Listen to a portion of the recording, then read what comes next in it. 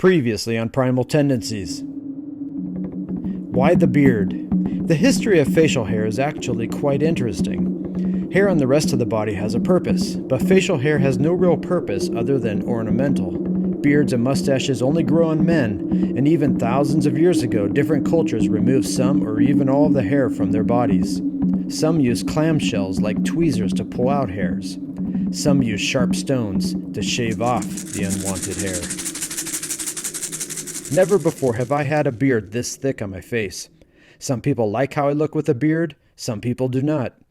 I found that the beard helped keep my neck warm during cold weather, but I don't think it has any other purpose. When I eat, I inevitably get mustache hairs in my mouth. When I see my reflection, I no longer recognize myself.